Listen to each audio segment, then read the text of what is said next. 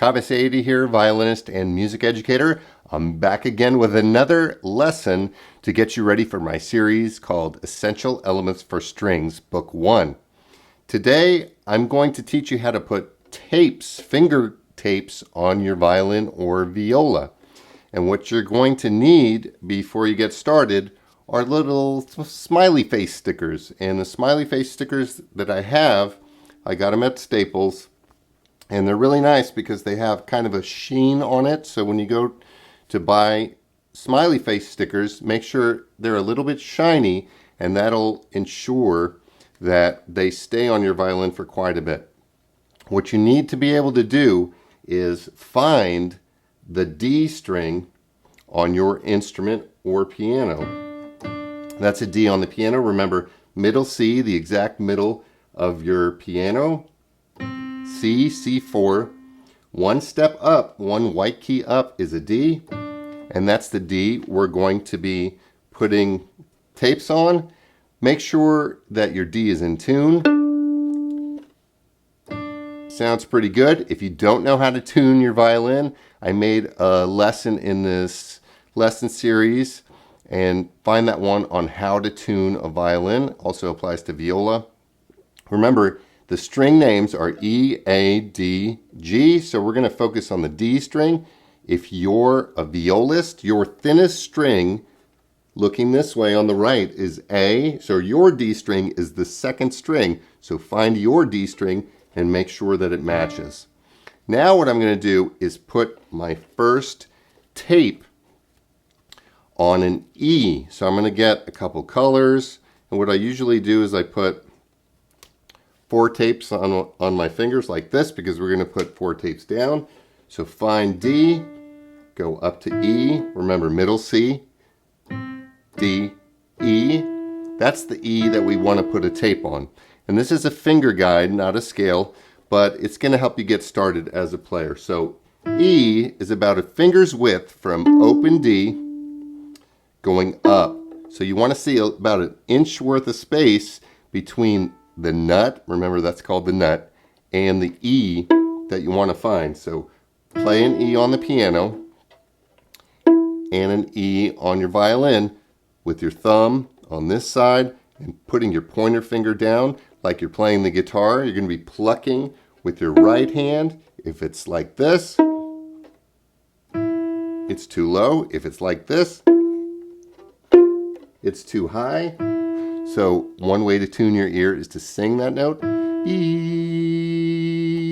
keep singing, and then find that E. Then what you're going to do is take one of your tapes, release your finger, and put the tape right behind where you put your finger down.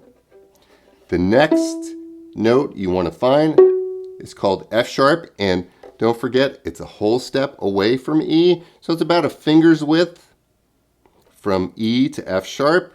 And if you go up the piano from middle C, C, D, E, F, the white key, go to the next black key, touching it up.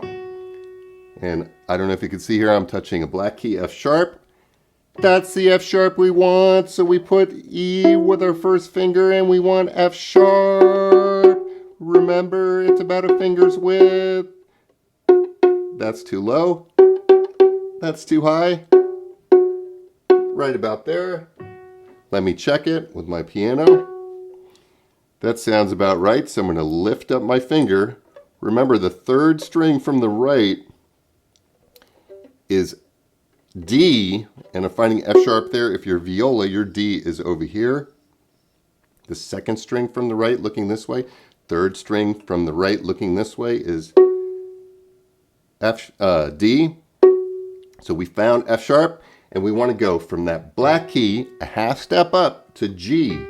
And this is kind of easy because if you found your F sharp, then all you need to do is put your G right next to it. That's called a half step when 2 fingers are close together like that. It's the smallest distance between notes in music. There's some smaller ones, but don't worry about that right now. G. So I found G, and I'm going to lift up my finger, and I'm going to put a tape under that spot.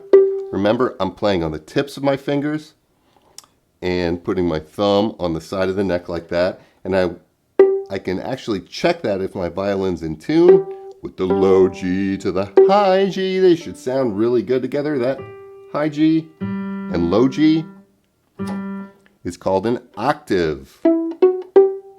The next note is kind of easy to find if your A is in tune, because you want to match your A with your fourth finger A. Sounds about right. I found it.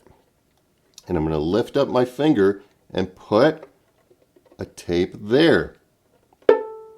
I found it. So I have D, E, F sharp. I played a whole step to E, whole step to F sharp, half step to G, and a whole step to E. As you can see here, right where I'm pointing, there's a gap called a whole step.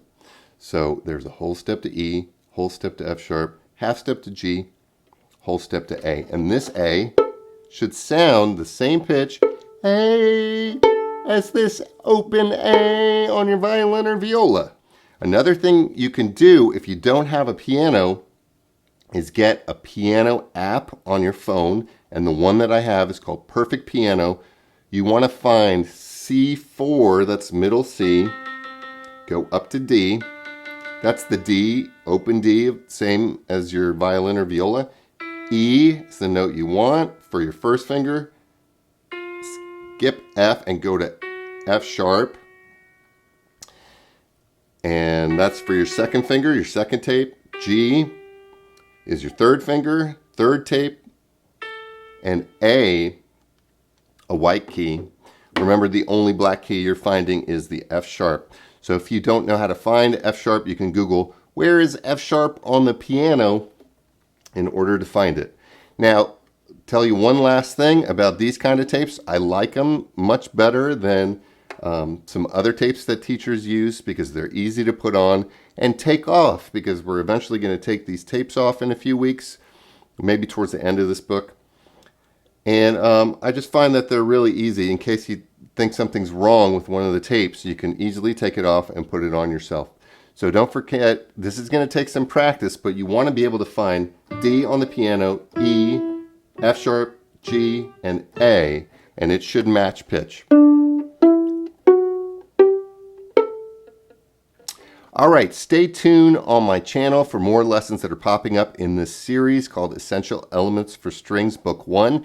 There's a playlist. If you go to my channel and look at some tabs at the top, one of the tabs is called Playlists, and you will find all the lessons there. Don't forget to subscribe to the channel so you'll be notified of new lessons as they pop up, because they're coming. I'm basically going to do the whole book, and the next lesson that we have coming up is about parts of the violin and basic violin posture, and we're going to start on page 2. So if you don't have the book, make sure you purchase the book at a link below. If you don't know how to tune your violin, there's also going to be a link below.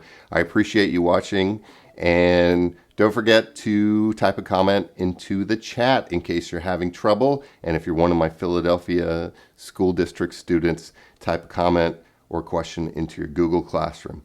Peace.